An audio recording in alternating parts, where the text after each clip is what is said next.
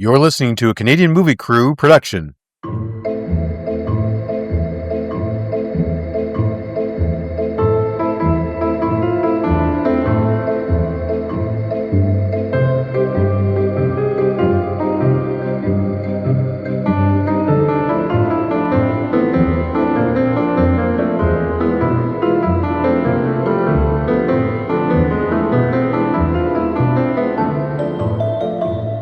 Ladies and gentlemen, welcome to part 3 of our 2025 RetroSPOOKtive. I'm Derek, of course, with me is Mark. And the devil didn't make me do this, but you might think he did after we're done.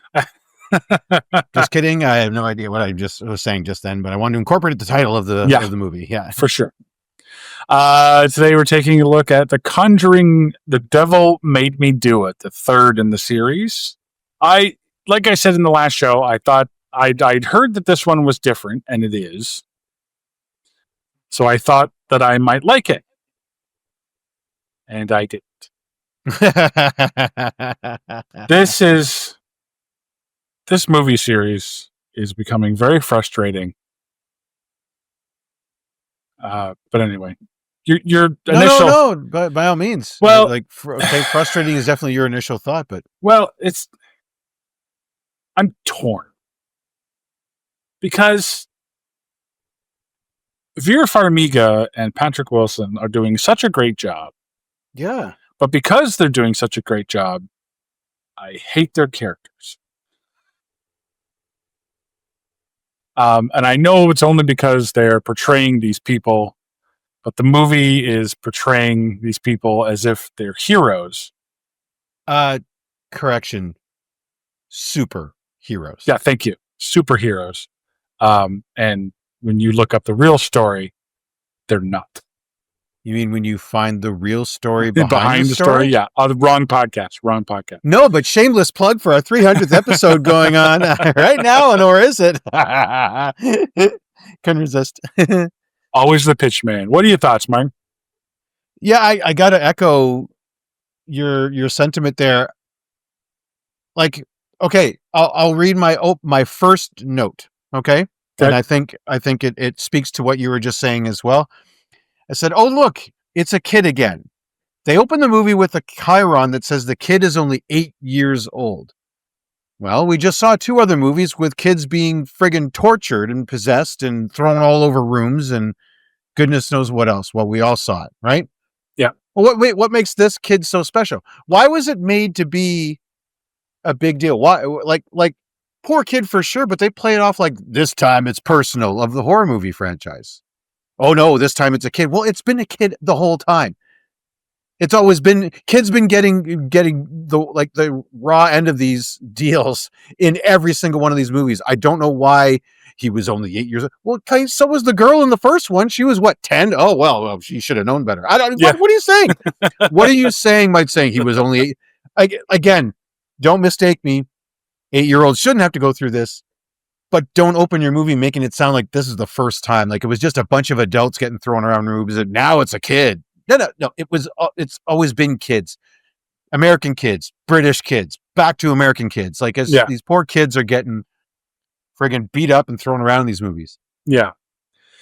Yeah. This one is loosely based on the first trial in America where demonic possession was used as a defense in court. Okay. And we keep using the term loosely. I'm thinking that is getting looser and looser with each iteration. Is that? Looser. Yeah. So first trial ever where they We'll talk about the movie first and then I'll explain what happened in the real world. I didn't look up the case. It's drastically different. Okay. All right. Well, let's go through the movie. But my opening thoughts, like I said, it is becoming sort of repetitive, but then again, it's very Monster of the Week. Yes. And that's unfortunately that's the downfall of this is because you're doing a demonic possession movie or a haunted house movie. That's really the only thing you can do. It's the Scooby-Doo effect. But I'm getting a touch of Marvel, and I don't just mean with Lorraine's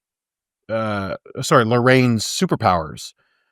Although those seem to be ramping up, like she's mutating all the time. Oh, we'll get to that. From one movie to the next, she just mutates. So good for her. She's like a great Xavier would love her. You know what I mean? You know? Mhm. Yeah.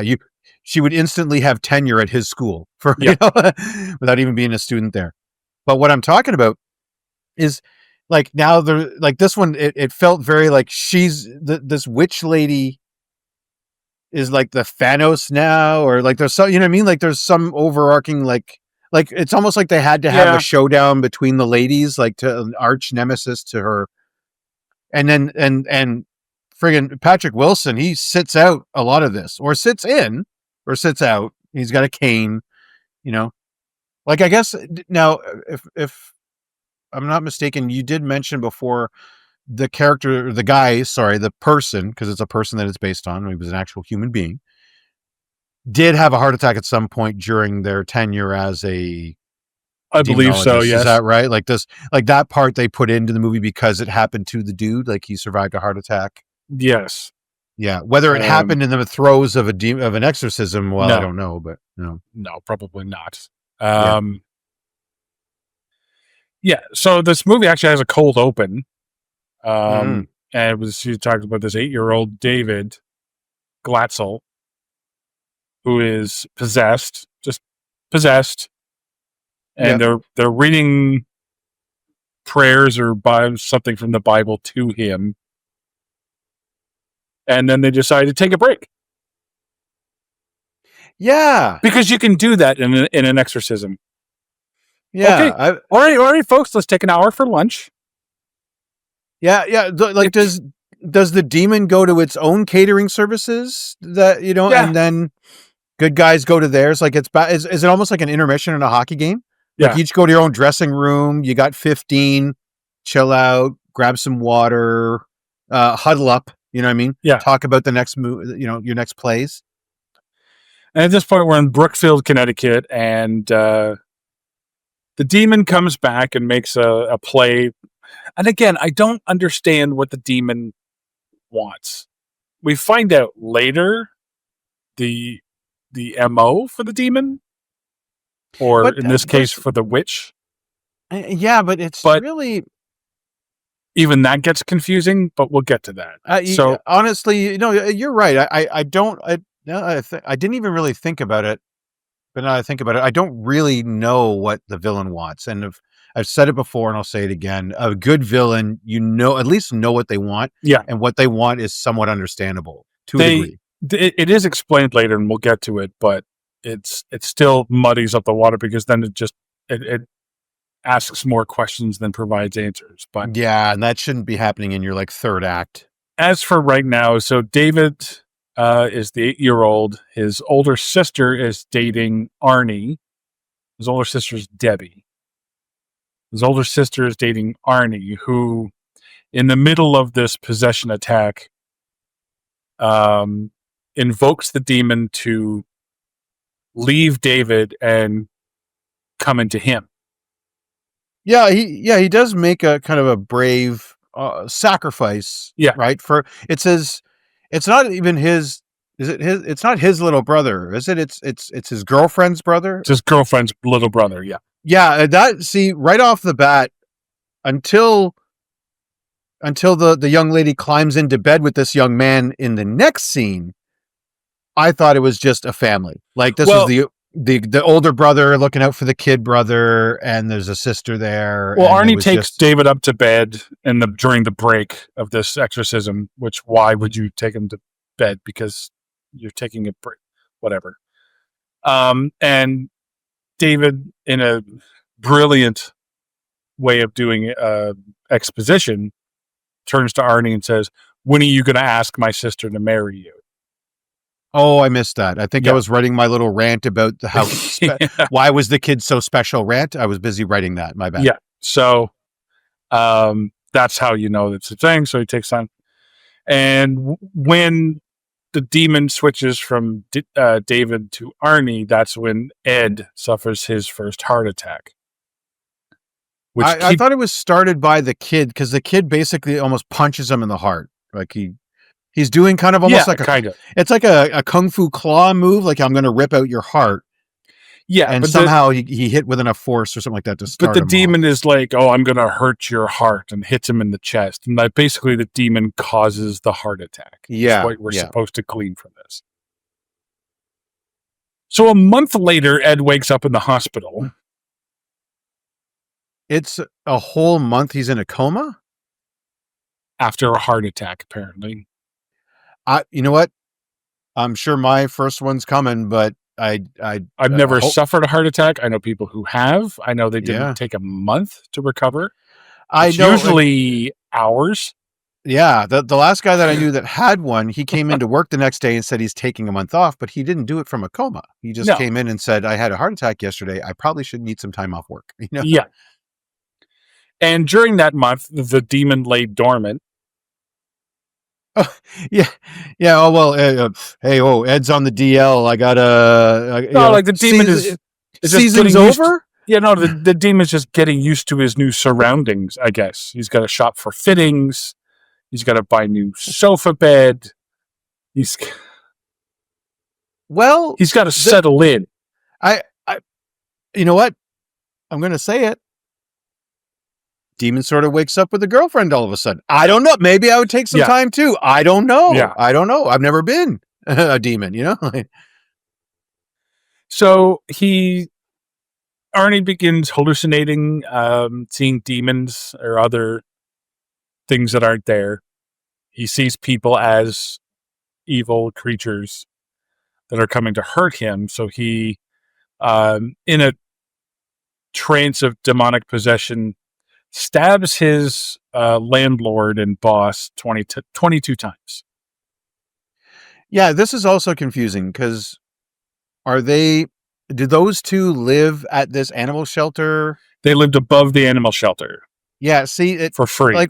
Like we're in one house. We cut over to Ed waking up from his heart attack. We cut back to a house inside in a room we've never been in. Yeah, I thought it was the same house.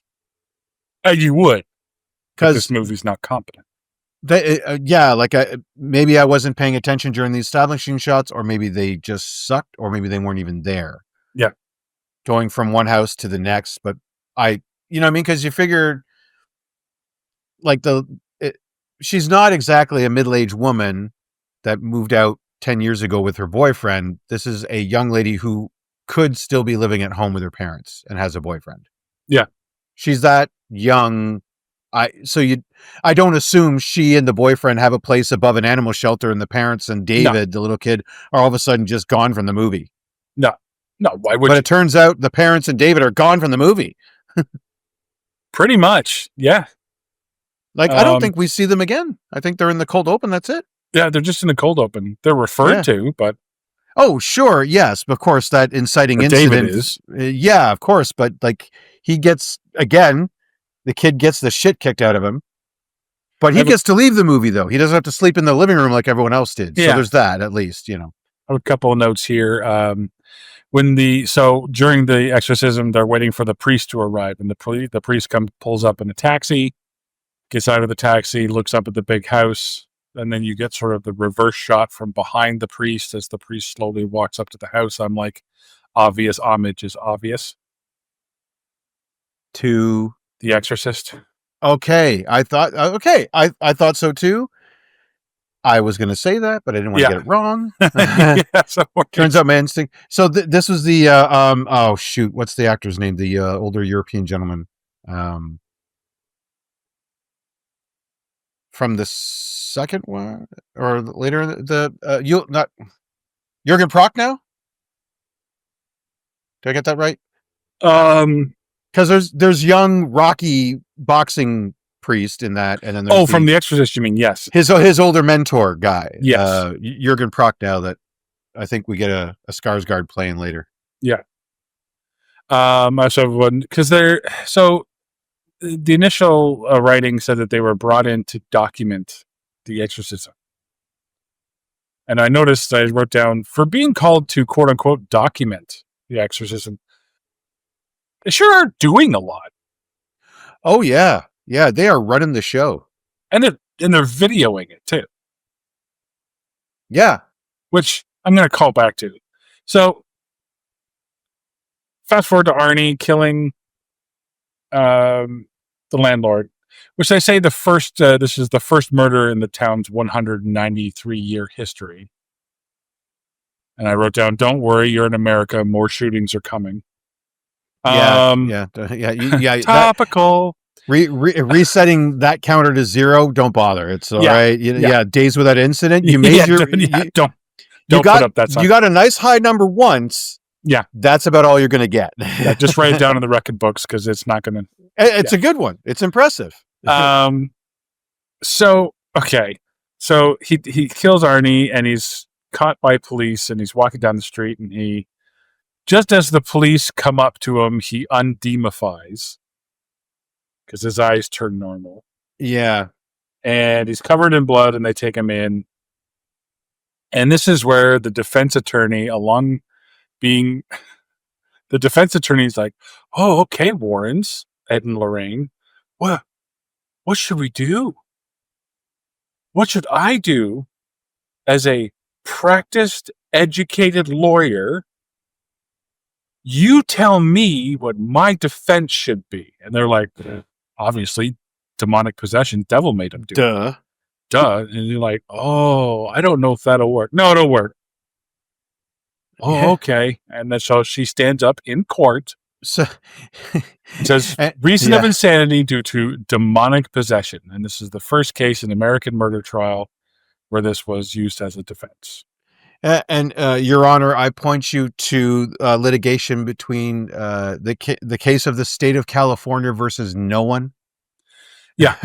And the state of Connecticut versus no one. And the state of Massachusetts versus, and the judge in the movie just basically goes, he just stares at him and looks over at the bailiff like, "You believe in this shit?" Yeah. It does play out almost like the midday court you get where the judge can be, the judge gets to sass a little bit. Yeah, as Judge like, Judy, "Don't come into my courtroom and tell me this." You know what I mean? Like they get to sass the defendant or the don't piss in my plaintiff. cup and call it Granny's apple tea or whatever. Yeah. They get to pull a what's her name from Man of Steel. Yeah. Don't pee in my glass and call it sweet tea or whatever it is. Yeah. You know, when she's sassing. Yeah. Well, I'm surprised they didn't get laughs in the court. To be like, yes, someone has died. By the way, I wanted to ask you about this. The guy that gets stabbed, did they make it seem like, oh, well, we don't want the kid to come off as being that bad, so the guy was a prick?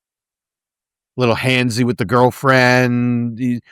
He's obviously he's having a bad day. Here, have a beer, and he's trying to get him to friggin' party with him. Irresponsible, inconsiderate owner. He's constantly drunk. He's cheap because he doesn't want to pay $15 to get a stereo fixed. He won't turn down the stereo, which is playing the divinals. Yeah. Thank goodness for her. Otherwise, I'd be more pissed off at him about all those dogs in the cages. But she seems to know what she's doing, looking after him. So thank you. Good looking out. So now the Warrens have to prove that he was demonically possessed at the time of the murder. And they say, well, we've never had to prove the existence of demons after the fact. Okay. So how are you going to do that? Yeah. You're just going to say that he was demonically possessed and you're going to prove it. Now, I have an idea. Why don't you show the video you have of the exorcism where he called the demon into him? Because if we're taking this movie as real and everything that in here is happening, was the camera rolling? Was the camera rolling on him or was it on the kid? Don't know. We don't even see that. But we don't. But they don't even talk about it. It's not even an option. Not only that, but to your point, even further, they don't talk about if they're going to do this, where it goes to trial, where Conjuring is on, goes to court.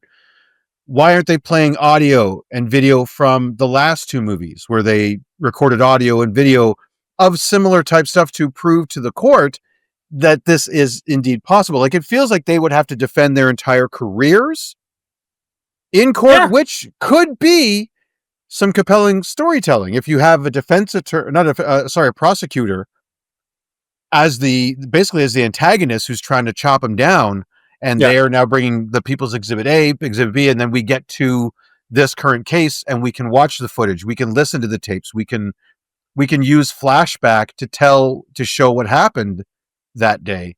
Yeah. But it is just glossed over. By the way, I have a few notes, if I might, just about. Go ahead. Yeah, please. Before we leave, before we get to court, this keeps happening. Something I noted: Lorraine's a bit of a liar. She's never slight understatement, but okay. No. She says she's fine when she's not fine. Oh wow. Just saying. Okay, that's just being a woman. Well, didn't want to. I didn't say that out loud. Right. And by the way, you would think that after years of ghostbustering with a minor in home repair and carpentry, that the first thing that Ed would do when coming into a new home is remove doors from kids' rooms. Like, bathroom door, okay. Kids' door, no. We are going to need to bust in there, and for some reason, we will not be able to kick through this thing. We will bruise our shoulders up and not get through. Yeah. But time and time again, doors seem to shut these guys down so easily. But first thing I'd be doing would be like, oh, well, we're going to perform an exorcism.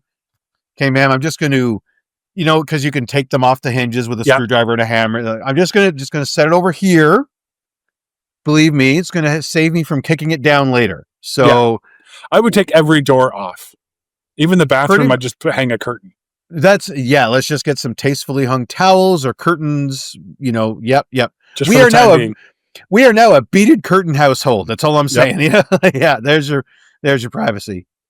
Get used to hippie things, because this is how we're doing it. Yeah, exactly. Oh, the last time we see David, I think, is my note again before we move to court.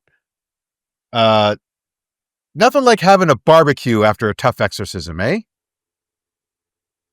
You just saw your kid getting twisted into a pretzel. Why not have barbecue hamburgers and pretzels? Like just have that. And then like the kid, like the, not David, the kid, sorry, the older, Arnie. Yes. Yeah. So like Arnie, you're going in to get some food, and all of a sudden, boom, your kitchen is possessed. Like, gee, like great. First the barbecue won't light. Now the cereal boxes are jumping off the shelf. I mean, every time we try and have a cookout, something gets possessed and ruins our fun. 4th of July. Now this, like. Yeah. Yeah. And this is where he starts hallucinating. Weird priest-looking dudes jumping out of me. Like, it's just, that's the last time we see him, as at this weirdly, like, we just saw our son. Like, our son should be in traction with the way he was all, Yeah, how come that doesn't have permanent effects? How come he doesn't have like a broken arm, or not that I want that for a kid, but just anyone who gets into that twisty kind. It's weird. It's like when the demon leaves, they're all of a sudden healed. Yeah. Like you hear bones cracking and shattering and just, this kind of monstrosity, and and then poof. Yeah. And then all of a sudden, it's like they just got done like a 90-minute workout. Yeah. I'm not sore. I'm just, I'm ready for bed now. Oh. Yeah, I can sleep now that demon's gone. I feel limber, like they just feel, maybe they just did some serious Pilates and that's about it, Yeah. So weird. So they're investigating this demonic possession. The kid, Arnie, is now in a mental institution where he's made to mop the floors at night in the dark. Yeah. Why? I mean, I know why in the movie. I get that. But if we're taking this movie to be serious and real, first off, why is he cleaning in the dark? Because how would you know if you've done a good job? How do you know if you've mopped properly and not missed anything if you're doing it in the dark?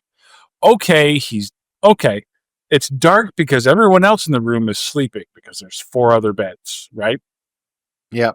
Okay, if that's the case and everyone's sleeping and they can't turn on the lights, why is he mopping at night?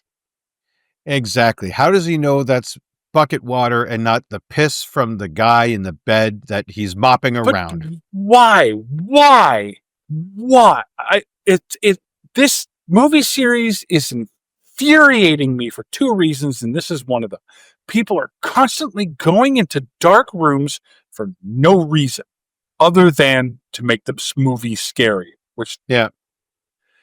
if you want to This, make the movie scarier, fucking turn on a light or do it in a way that makes sense. yeah. I cannot take any of this seriously if you're not even taking normal human behavior seriously. Yeah. This is one of the more, if not the most egregious one. Why is anyone mopping at night?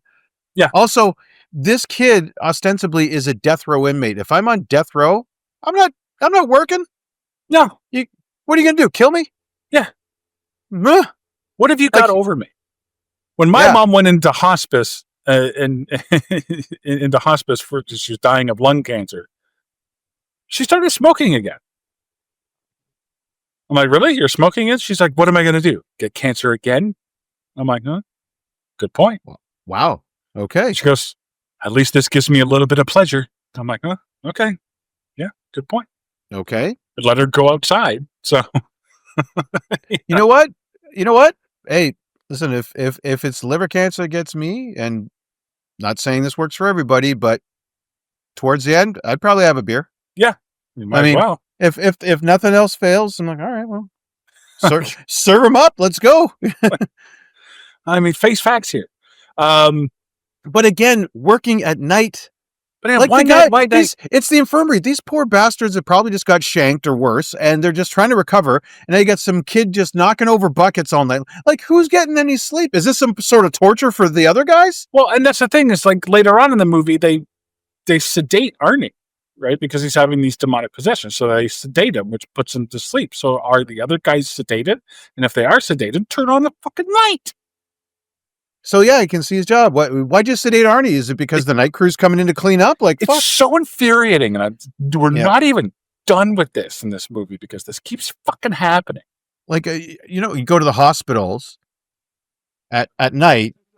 Yes, the lights might be out or lowered in the rooms, but at least there's a light out in the hallway. Yeah. And so if there's a guy mopping up in the hall, they're mopping in the hallway where they can see.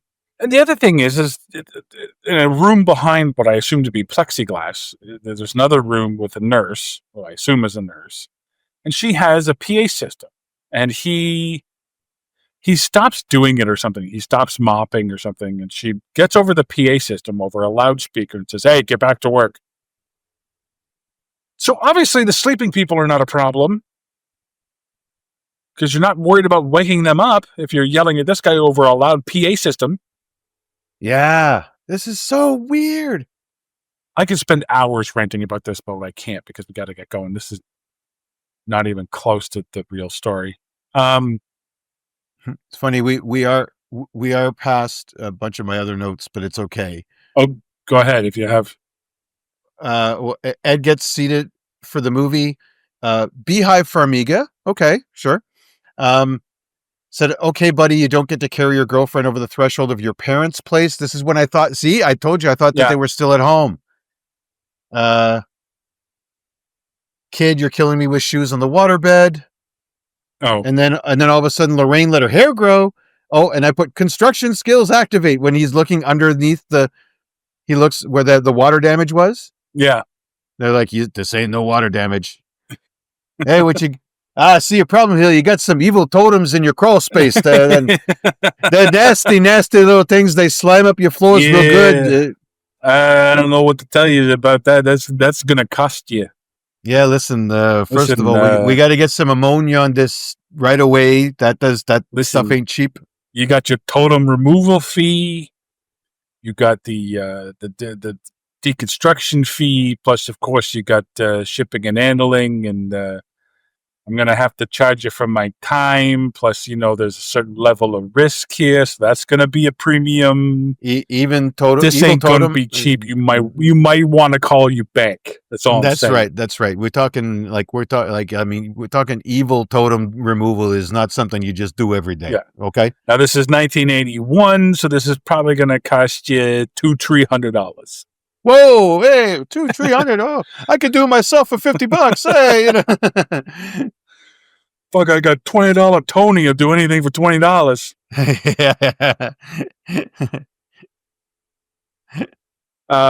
So they find a witch's totem underneath the house. Under the kid's room, I guess, is where it was centered for some reason. And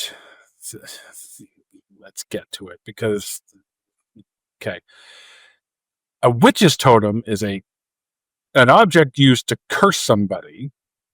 And so a witch or a practicing witch or a Satanist, and what they call in this movie, or someone from an occult. In this particular movie, it's the Ram occult, the Ram's cult.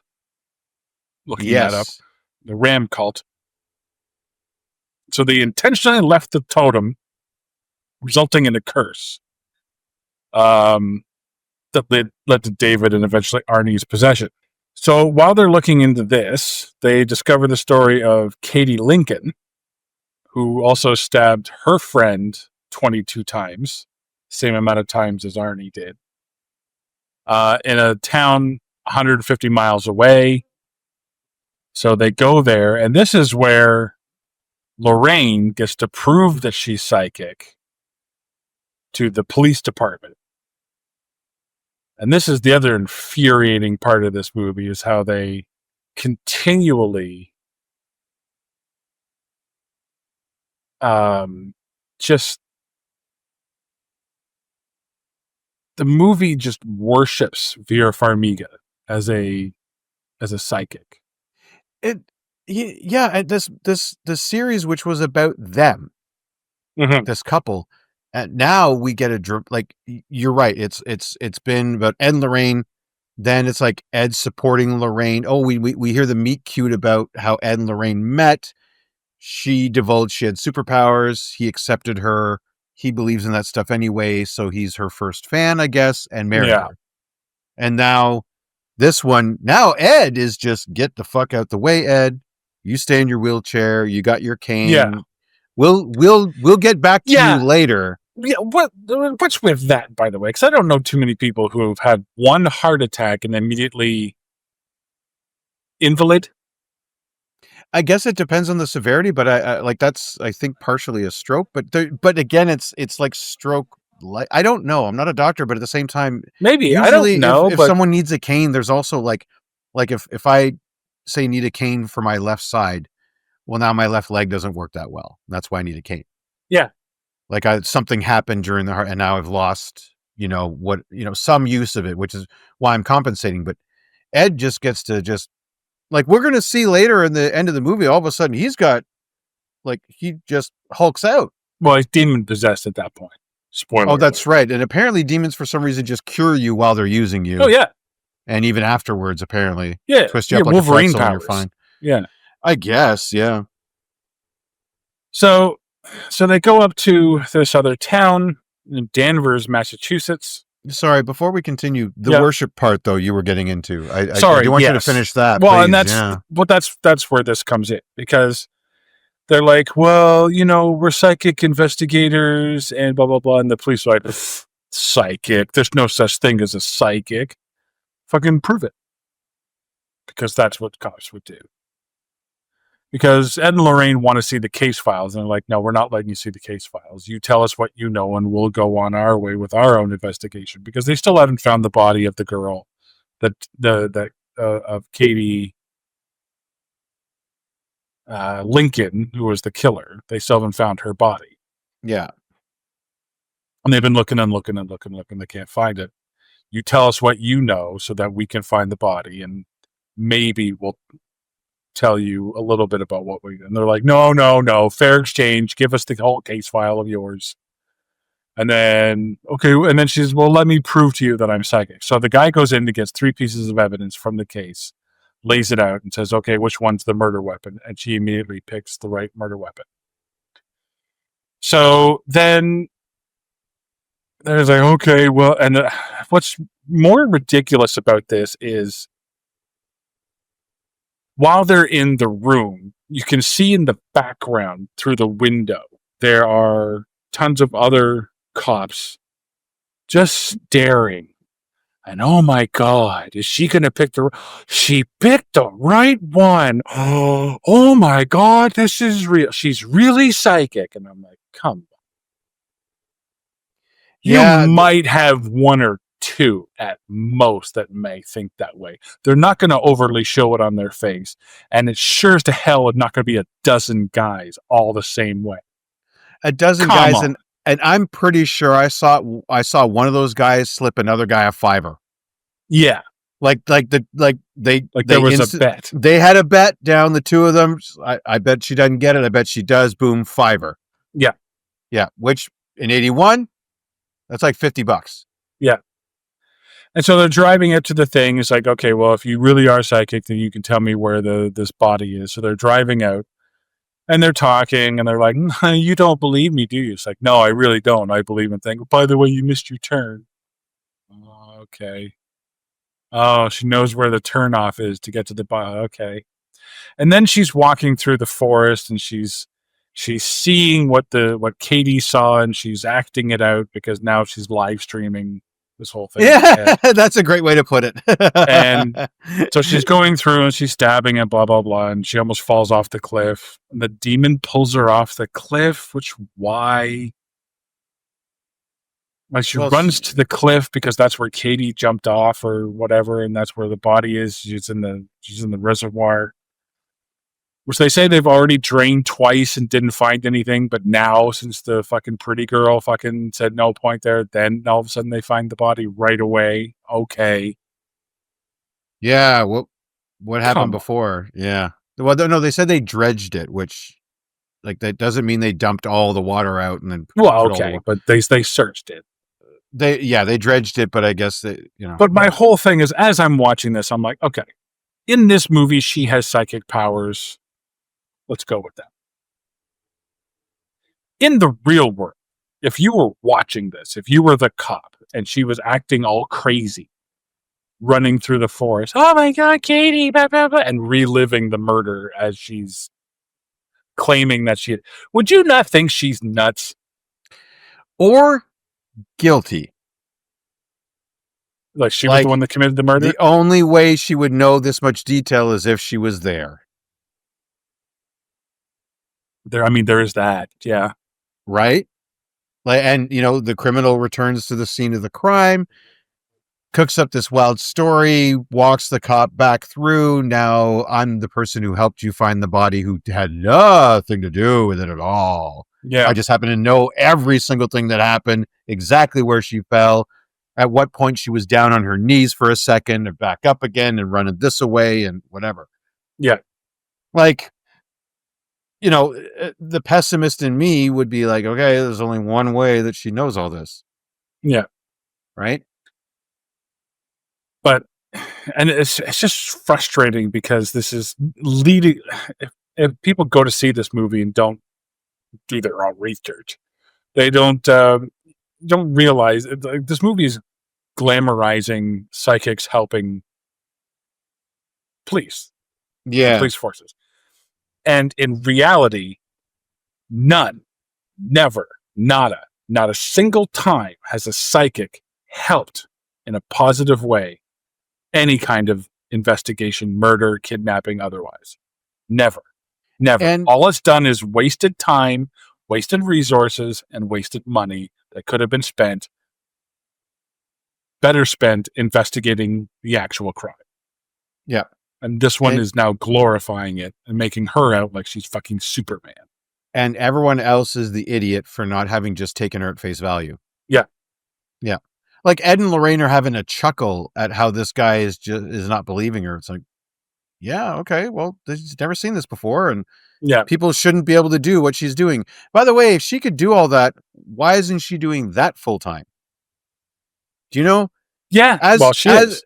and her character is sensitive to the plight of families. We've seen this, that she very much like she'll take on the case to help a family even when it doesn't look like they should, right? Ed's like, well, we shouldn't take. She'll come in and say, yes, we should. We got to help this family. I want to help them.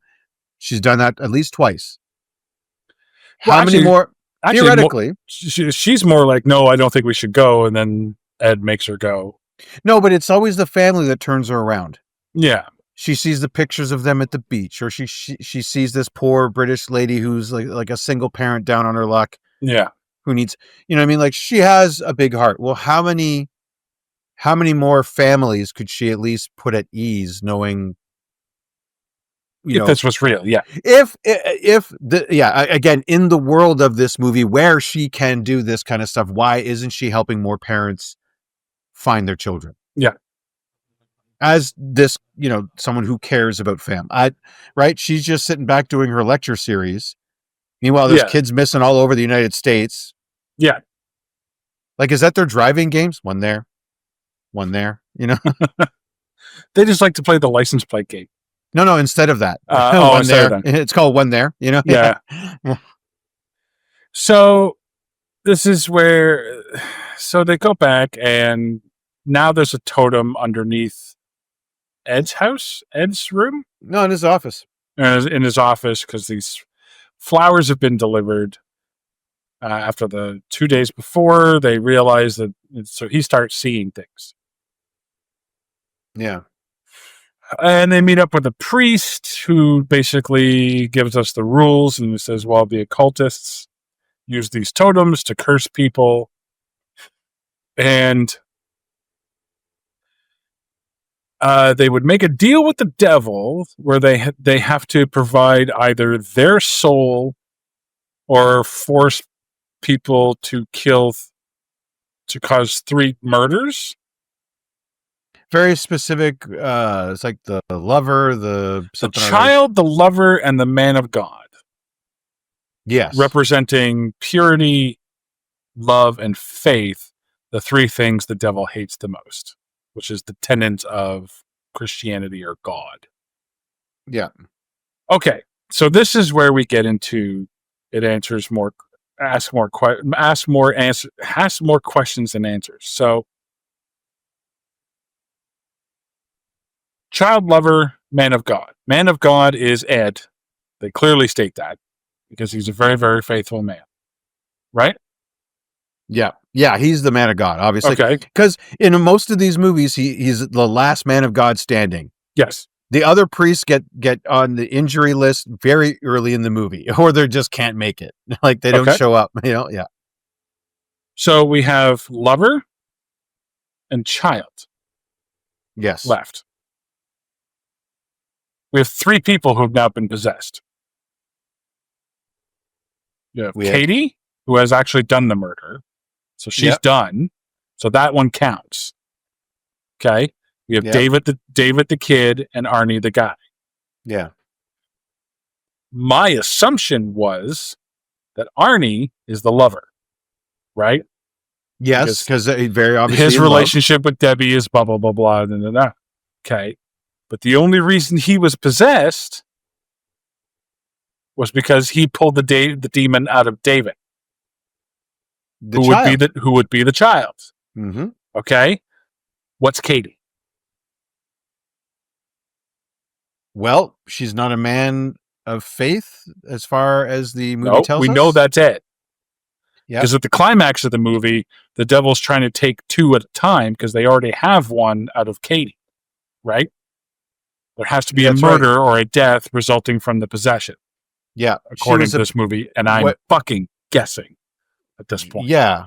So she was either the child, because she was young, but she was in college. So it's not really, right? Because that's the thing. She brought the totem from home to the school, which is where they had trouble tracking it. Right. Because the cult is happening in Brookfield. She went to college in Brookfield. That's where she got the totem and brought it back to her hometown in Danvers. So that makes her the lover then. But we don't see that. Or the woman the young woman she murdered, maybe they were in love.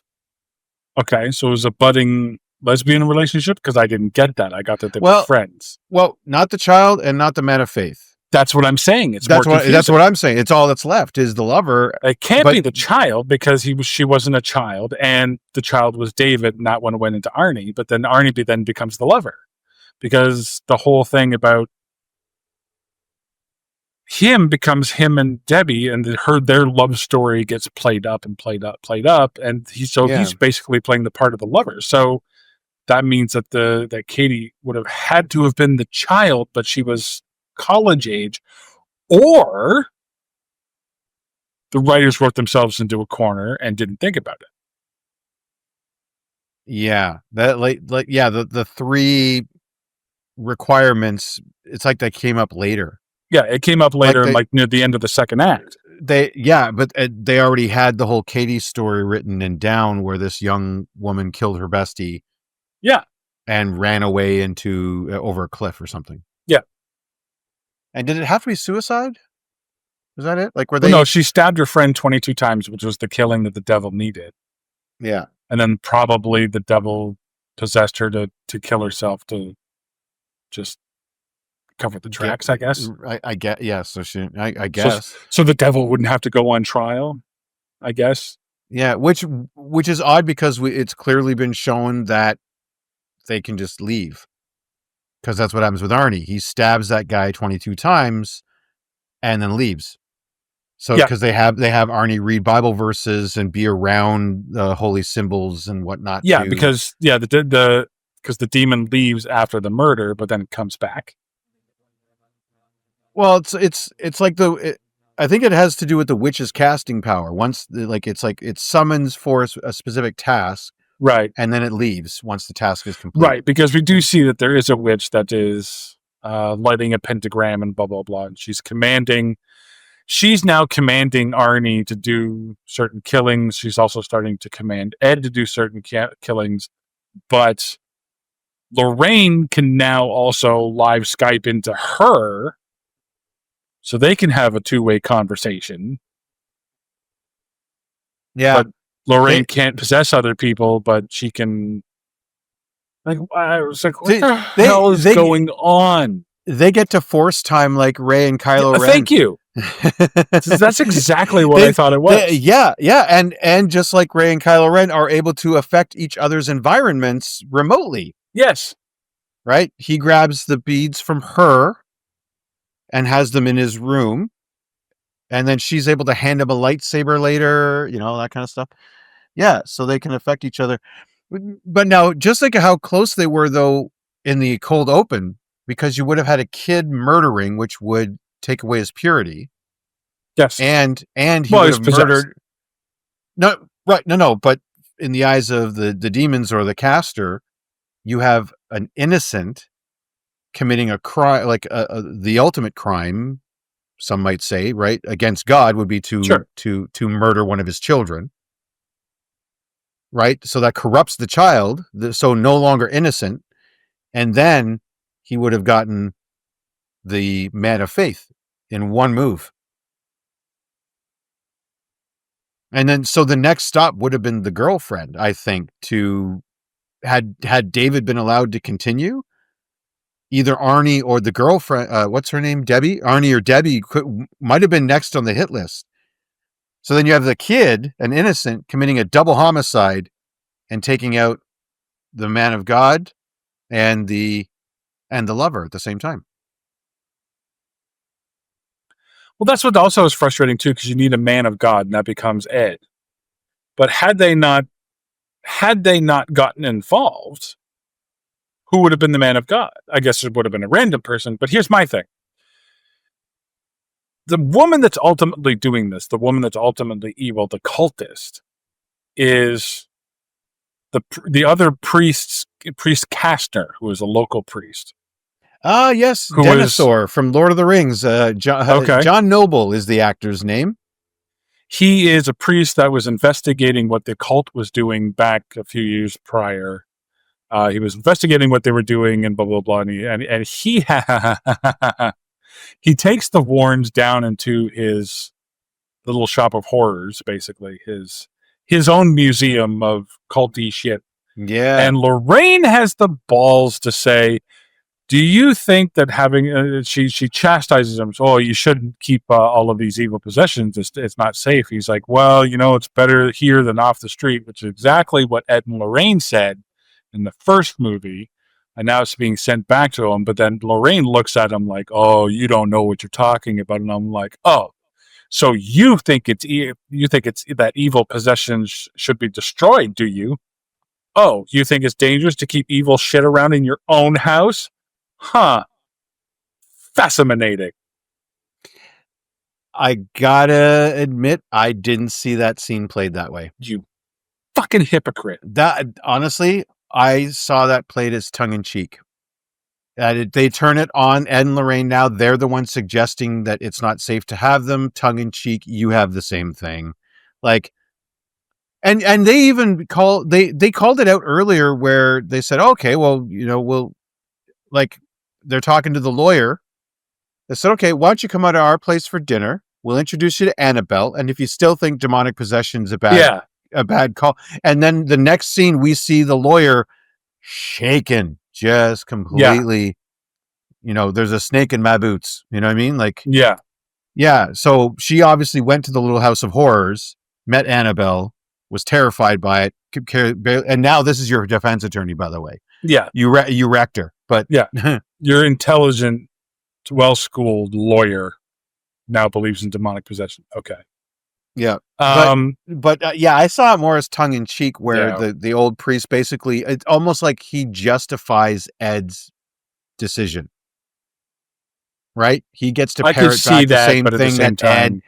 Yeah, that here's this again. Now we have a more experienced, wiser, older man telling them it's okay to be doing what you're doing. Better them off the street than trying to destroy them. Even like better to have them locked up. And I can see how you see that. I saw it as completely hypocritical, but that's because I thought I saw a look in my Ed's confirmation eye. bias. See, now I thought I saw a look in Ed's eye, like whap, whap, like like well, on like a Saturday morning show or whatever, he would have stared right at the camera, boop, you know what I mean, like that kind of with the arms kind of whoop. Yeah, like whoops, yeah, like I don't know, right. Knuckle in cheek, you got me, yeah, that kind of stuff. But anyway, if they needed,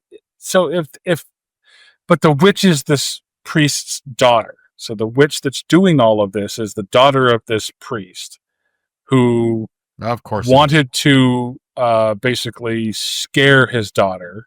The mother died in childbirth. He was a priest, so he had to raise the child in secret. He was doing all the work on the occult stuff, so the occult stuff was there instead of. So you would think that the holy man or the man of faith that she would want to kill would be her dad. Yeah, because she clearly has no concern for human life whatsoever. No, and she does eventually kill her dad later on in the dark. Oh my God, I have to get to this. And she does it herself too, like without no help. Gain out of it. So okay.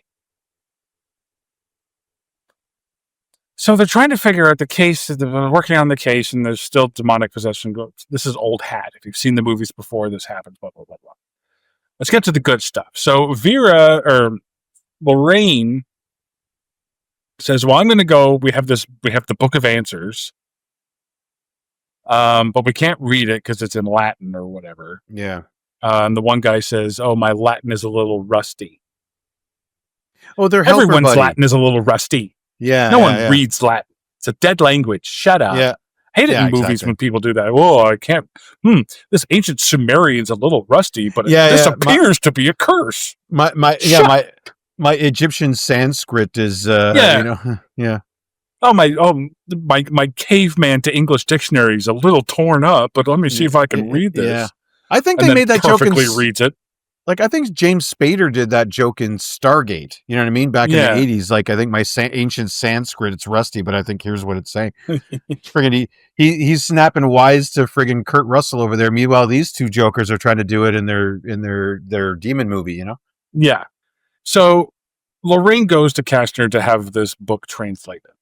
And he's like, yes, this is what it says. And it says, in order to defeat the curse, you have to destroy the altar on which the curse was originally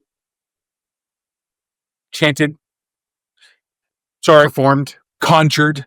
Because yes. For the first time in this 3-movie series so far, we can actually claim that something is similar to a Conjuring. Despite the fact that I'd say this qualifies. I think this is okay. In what my limited, we're being a little fast and loose with the word, but I'll allow it. Well, I'm like D&D rules would say that this is probably close to Conjuring. Fair enough. I'm guessing. That's all. Yeah. So, and then he's like, "Oh, come with me," and he goes back down into the thing that she didn't want to go into before. Yeah, but she did. Come on into my man cave, honey. Yeah, come back down to my man cave. And so she's walking slowly through it and everything else. And it's completely dark. Yeah. So except for a small light on the desk, and it's completely dark, so he can jump scare pushing a book into the light. And this is where he reveals that, she's my daughter, and she got into the occult through me. And yeah. Before I leave the movie, let me give you the backstory, just before I forget, because she's going to kill me in the next scenes. So yeah, she's coming in about 6 minutes. So yeah, I got a tight 5 for you. So he opens the door to where the long hallway. Why is there a long hallway? Why? It's some sort of series of tunnels that, for no reason, like, I'm kind of surprised. It's like a tornado shelter. But not. But they're in Connecticut, so there's no reason to have a tornado shelter. And, you know what I mean?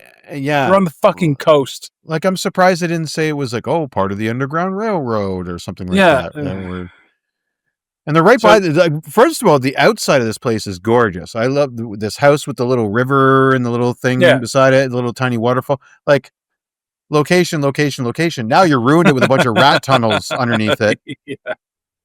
And a satanic cult to go along with it. Well, you got Satanists in your tunnel. You're getting those guys. Oh boy, this is. Let me tell you. You thought one totem was expensive, okay? Gonna need a holy water. I'm gonna need a few crucifixes. I gotta fix my crucifixes. So the crucifix fixes, that's gonna be a fee. Crucifix fixing fee. Yeah, you're probably looking $300-$400 here. I mean, flying them bishops just ain't cheap no more. You know what I'm saying? Yeah. Listen, I just did this other house for $200-$300, and this is going to be a lot more work. Yeah, they only had one evil totem. You got a whole nest of them down there. Yeah. Hey, this is the original fucking altar here. Hey, altars don't. In my world, altars come with extra charges. All right, I'm going to have to upsell you. Yeah, listen, it's not like I can just take a sledgehammer to this thing and have it. I wish. Believe you me. So Lorraine goes down, she finds the altar, and her first big idea... Eventually. But her first big idea when she finds it is, I have to destroy this, I better push it over. Yeah. Now... I better push over this giant, fucking, obviously heavy as fuck altar myself. What? Yeah, two things about that. One, I'm guessing that, obviously the suite of superpowers that God gave her did not include super strength. No. I guess he had his limits on what he's willing to bestow on this woman. Yeah. Be it as far reaching as they are. Secondly, how in the world did a smaller woman build a solid stone temple in that tunnel by herself? Yeah. Was it, hey, Dad, with floodlights? Can you help me set up a cool table down here? I want to have some friends over. Was that it? And then her and Denethor are hauling this big piece of marble or whatever the hell it is. And can we stone slab? Can we run some extension cords down here so I can run some construction grade floodlights down there too? Like, was she pitching it like she wanted to have a slumber party, and that's why he would go ahead and help her get this together? Is that what happened? Like, Yeah, like just ridiculous. Okay, honey, as long as you don't use it for evil, I won't. Fingers crossed behind her back. Like, like there was some like beeping of trucks to get this thing set up. I don't understand how she did it. Like, I guess those tunnels were big enough you could run a forklift maybe down there. Yeah, I guess that she just how you get them down there. I don't know. Well, they have the storm drain or the storm doors. Thing, yeah. So down there, then you beep beep, you get the forklift in, and you rent one for the weekend. Essentially, is what you're doing. And yeah, does she wear a little hard hat while she's working the floor? Yeah. Okay, Charlie, run it down, bring the altar down. No, slower. Like. All right, perfect. No, just a little bit to the left. All right. Yeah, exactly.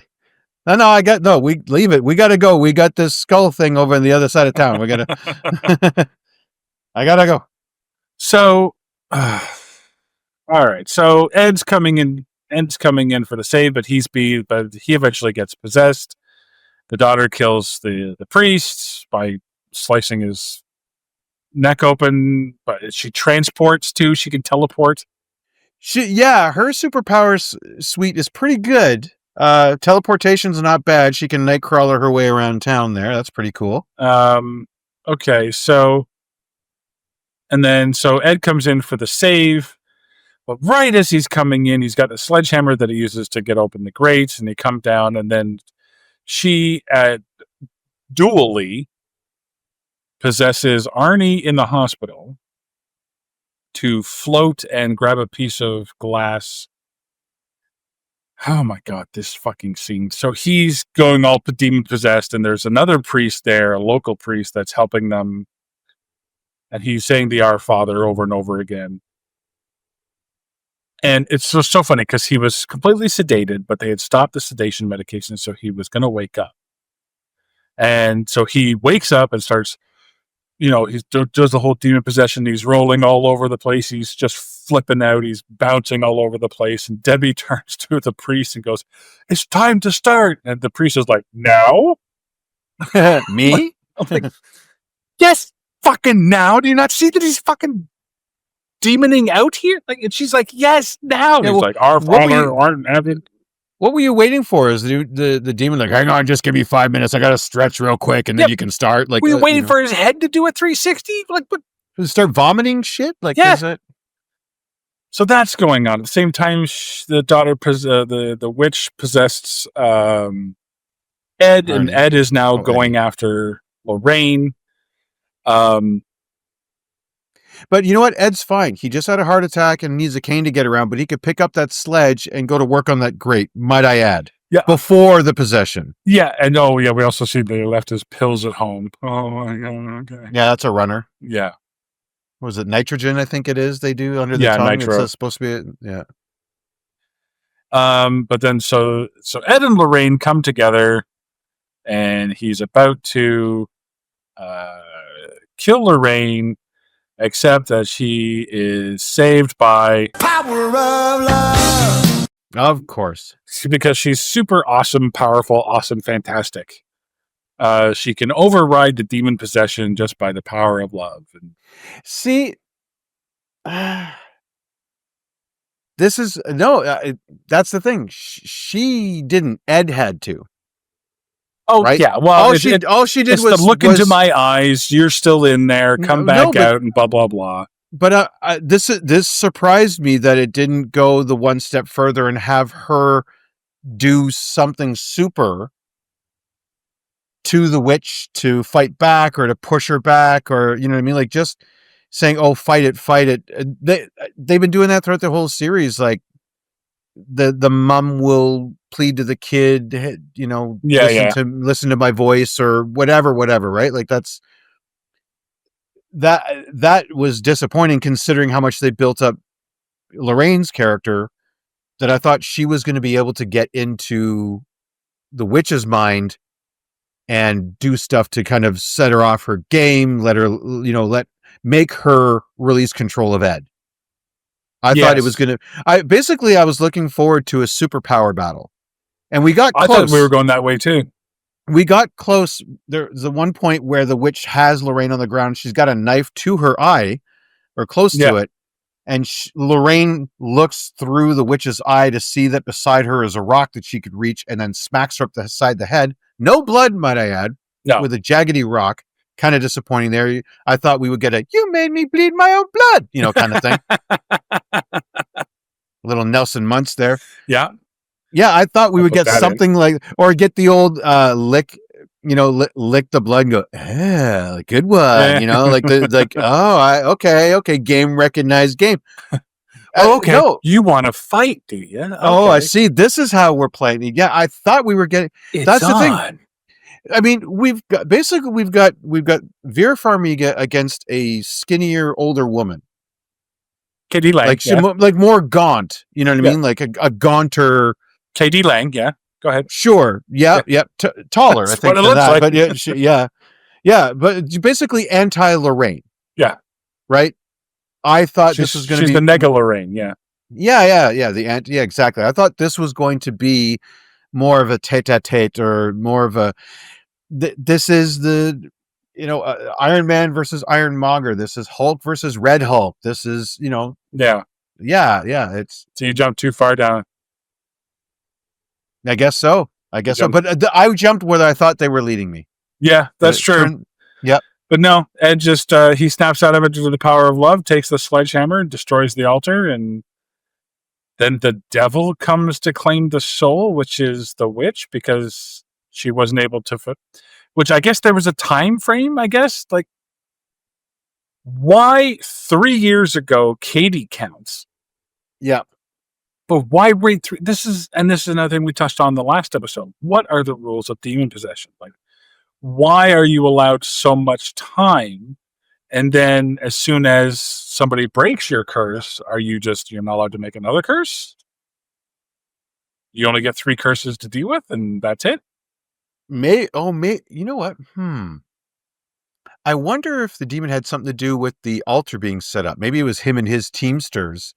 And so that's why when it was broken, it's like, oh, time's up. Sorry. Listen, you only had the one to rent. It's going to cost you your soul. Read the fine print in the contract. That's what went on. I'm sorry, but game over. Like, yeah. But you're right. It's weird. It's like as soon as that thing is broken, it's like the buzzer sounds, game over. Yeah. Final game score. Over, Mia. Yeah. She had Outworld rules where she had to win 3 out of 3 consecutively, but she lost 1, so ergo the tournament resets or something. Yeah. Yeah. Yeah. So the devil comes in, which looks like her. Similar to her. Well, they had that before, like when Vera Farmiga, Lorraine was crawling, she was looking at her own ass. I could think of worse things. And then she turns around, and then other her looks at the back of her head. Yeah. Right. And this sort of weird mirror thing. I didn't get that. And like she's watching herself crawl. Okay, but that doesn't last. Like it was. Yeah. It was. Yeah.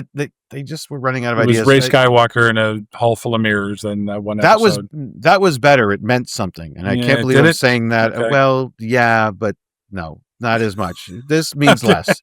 All I'm saying, this means less. I agree with that. This means less. That's all I'm saying. Yeah. Yeah.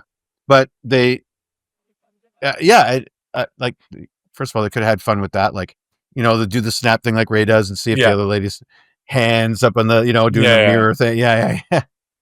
Like look really quick. In a box. I'm walking against the wind. Look back and look really quick to see if the other one like looks at the same time, and check yourself out. Wow, you know what? These pants are really doing it for me. They really are. I can see that now. Yeah. So that's the end of the movie. Arnie goes to court. He gets dropped off, and he's going to court. We don't see any of the court proceedings. Nope. We don't even know. We're not even told as to how the court goes. No, we are told. Are we? There's a closing chyron that says that he was sentenced to manslaughter. So, here's what was implied. Okay. He was on charges of first-degree murder. Yes. They argued the demon possession which you could say actually was effective because it went from it went from first degree murder to manslaughter, meaning that the court did find that Arnie was basically out of his mind. It wasn't premeditated, even though the guy was a shitheel, right? The guy was a shitheel. He didn't plan on murdering him. This wasn't a first or second degree. This was basically similar to a bad car accident. Gotcha. So they actually imply that the demon possession defense was at least somewhat effective. Yes, he had to spend time in prison because a person died by his hand. But it's sort of a W to the Warrens. Right. And I assume that they charged Debbie and Arnie a hell of a lot of money because now they're able to build a gazebo. Or steal one. Or I assume he made it because he's such a super awesome carpenter. Oh, sure. Yeah, he was able to exactly replicate the one that he saw 30 years ago, or 25 years ago, or whatever it was, back on their first date. Which, yeah, we get their origin story, might I add. Yeah, who cares? Yeah. We did skip over that them being above the law and just breaking into a morgue, so she can use her superpowers on dead bodies. Oh, that's right, and that's when the super bloated monster came to, which I assume was Katie. No, it was just a fat guy. Just a fat bloated carcass came to life. Well, it was basically someone who was big enough to be like, basically Ed couldn't just punch it out, right, or take it, right? So it couldn't have been a small person, right? And then of course gross enough because that is horror like it's a horror movie. Like Lorraine's getting disgusted touching a bloated, wet body. Don't blame her. Right. Why is it still wet? Don't know. Yeah. Don't know how that works. But dolphin rules, you have to keep it wet. I guess. Yeah, I don't know. Mark's like, fucking sure. Yeah, fuck. Your guess is as good as mine, or maybe even better. Yeah. So yeah, apparently they're above the law. Like he friggin' just smashes the glass, says we'll leave a note. So shouldn't they be charged smashed with your glass, -? Yeah, riddle me this, riddle me that, Yeah. Yeah, he's leaving notes like the Riddler now. Like, is that yeah. Yeah, or shouldn't they be charged with at least a minor B&E? At least. Yeah. They're like, well, there's no one here. Smash. Oh, you're above the law now. Yeah. You're a Steven Seagal movie. Gotcha. Maybe okay, Warrens. Maybe she possessed the judge and just allowed, told him to. She live streamed into his brain and told him, "Oh no, he just let us go with a warning."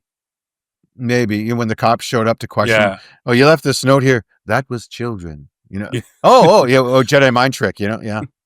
We are not the burglars you're looking for. We're not the Warrens you're looking for. 3 states over, there's a Warrens taken away in handcuffs, like another family. Yeah, exactly. Completely different family. Yeah. We can go about our business. Yeah.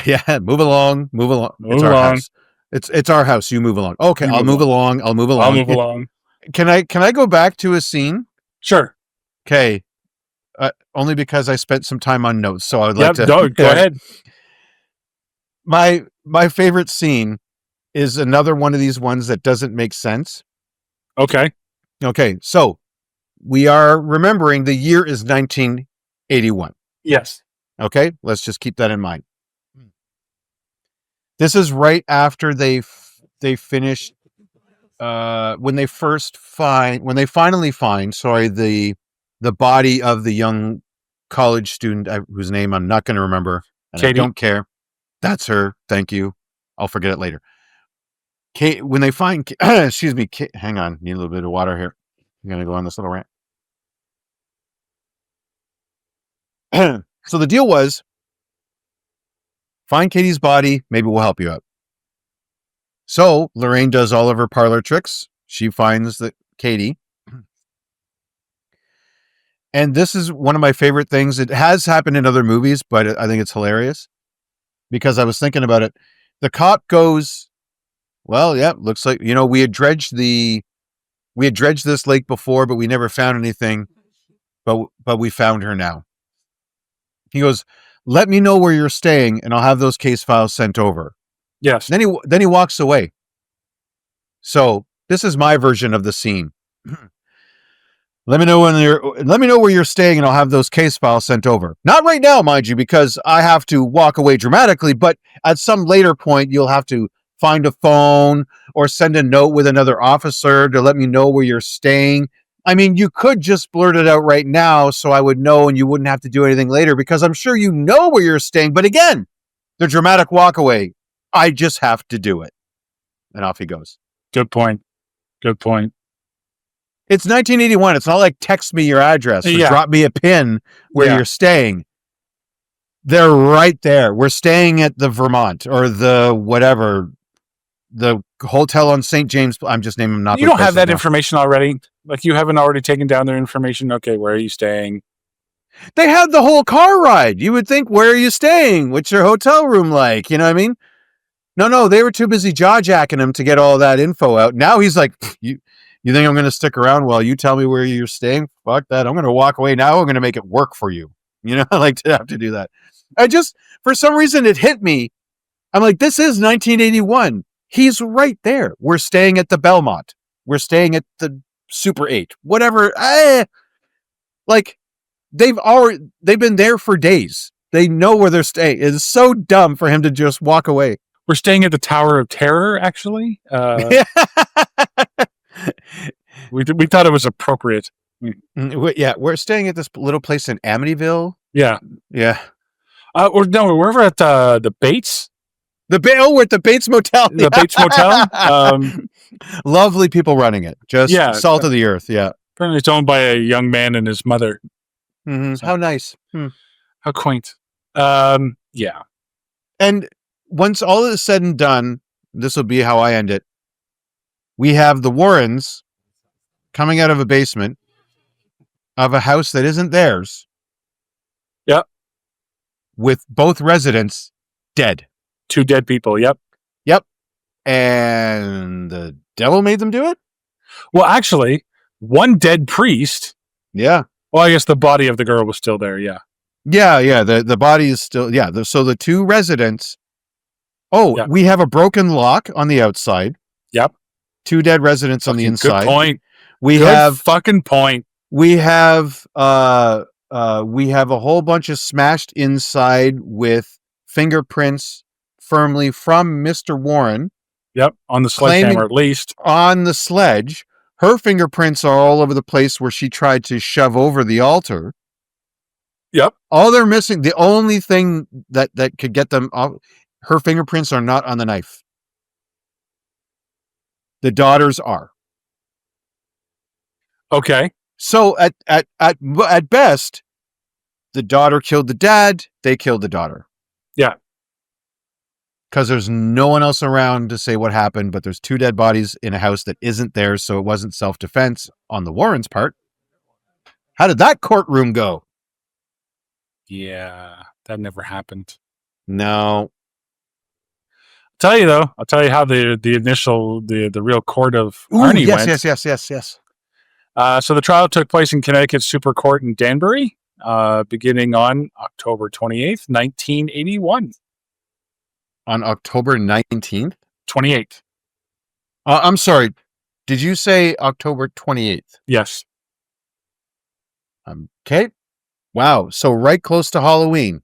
Right. Significant date, Mark? Yeah. Yeah, it is. Yeah. It's really, really close to Halloween, which is creepy. Yeah. Okay. The Johnson's lawyer, the defense lawyer, Martin Minella, not Martina, Martin Minella, attempted to submit a plea of not guilty by virtue of possession, but the presiding judge, Robert Callahan, promptly rejected this defense. So he's like, Your Honor, my client is not guilty due to insanity, due to demonic possession. And the judge went, nah, overruled. I hold you in contempt. Callahan argued that no such events could ever exist in the court of law due to lack of evidence, and that it would be, quote, irrelative and unscientific to allow related testimony. The defense then chose to imply that he acted in self-defense. Huh. Because of this, the jury was not legally allowed to consider demonic possession as a viable explanation for the killing. Jury deliberated and convicted him on first-degree manslaughter on December 18th, 1981. He was sentenced to 10 to 20 years behind bars, served only 5 or 4 and 11 months and 2 weeks, basically. And that the closing Chiron gives us that too. That the charges were he went away for manslaughter, served 5 years, married Debbie after. Oh no, while he was in jail. Actually, they got married. Yeah. So yeah, again, so very much glorified.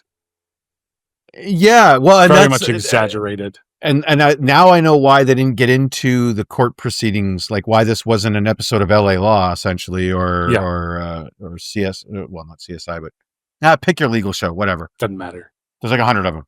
Yeah, Special Victims Unit, because she's psychic.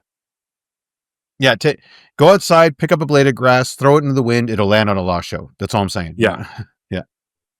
Final thoughts? Yeah, this one.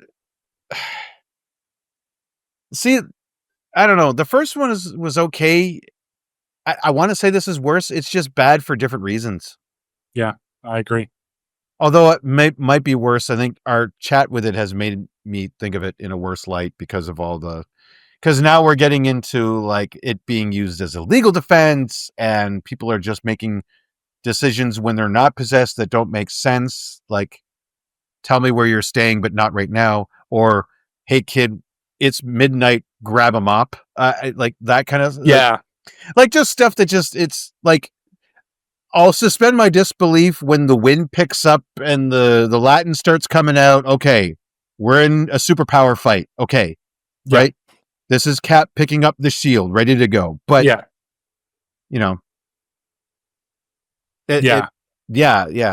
this one's just getting more and more frustrating for me just because of the darkness and Lorraine's. I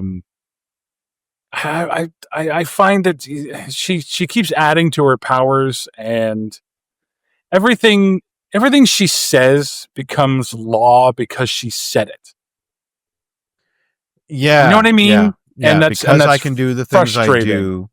Yeah, like in the last movie, it was saying your name. Me saying your name gives me power over you. Why? And why? One thing I didn't ask in that last one is like, how do they not know that? If this is their chosen that's the thing. field? How did you not know that going in? Is that not the same for every possession? So why not just say this guy's name out loud? Yeah. What happened to imagine a white light around you that will protect you? Like, what happened to that? Yeah. Or memories on the beach. Yeah. Or are you just making this shit up? Well, and this is a problem with franchises sometimes, is they lack a single creative unit, be it one person or one team. I don't think are these the same writers over and over again? I don't think so. These were made several years apart. This one came out in 2021. So, yeah. And by the way, why isn't the Nun part of this? Because the Nun already has her own spin-off series by this point. Yeah, and I can't remember how that ends, if she gets defeated or if she probably. Or if she pops out of the water during the closing or during the Nun and Annabelle have their own series. That's why. Well, you see, apparently at the end of this movie, I think that maybe in after credits, I read here. I didn't see it in the movie because I turned it off. Yeah. Ed places the cup from the altar in the Warren's artifact room, along with the Valak painting and the Annabelle doll. So, I only saw the cup. Oh, maybe it was there in the background. I might have missed that. Yeah. So, Well, that's going to do it for The Conjuring, The Devil Made Me Do It. I think overall, I think it's easy to say, yeah. Yeah, I won't be revisiting this. I can't fathom like, to be honest, like if someone who's a fan of horror said, "Oh, I want to watch the Conjuring series," I would say, "Okay, well, I'll watch the first one with you." And then they say, "Well, you want to watch the second one?" I'm like, "Well, we can watch the first one again." Or we can watch something else. But we'll do Joe T. Or we can watch Star Wars. How about that? Star Wars? We could just watch. Yeah, like how about Star Wars? Yeah. Wouldn't you rather binge all of the? Yeah. Anyway. But we also have our 300th episode series going on this month. This week we have just released our second, tournament, crowning our grand champion. So stay tuned for that. Those were a lot of fun. Coming up next, we have just in a couple days, we'll be releasing the new game with Mark and Scott. We're doing Quite Funny. It's a new concept game for us. That went pretty well as well. So looking forward to that. And we'll be finishing off this series of The Conjuring with Conjuring the Last Rites. So one more to go. Yep, on Halloween. On Halloween. Yep. So I've got a little time to see it. That's good. Yeah. All right. yeah. All right. Well, for me and Mark, I'm Derek. We'll see you next time on the 2015 RetroSPOOKtive. Spook to you later.